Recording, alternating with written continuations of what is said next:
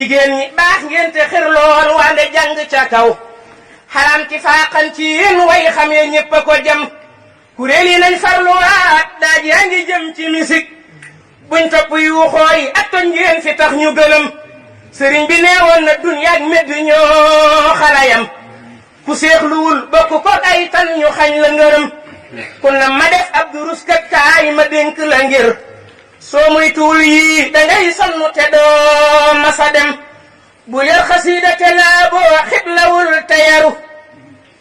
tuurool sa gëtt te moytu yi sey yu dëkk tilim gis naa fi ñuy wëlbati wéy rek te jànguñu tus ngiraaw xaraf ku ca jaar def diir bu nit mën a xam del tudd baat ba mu leer ngay door a wax wa ca des bul nettali gént moytul baamu ngir di ko lim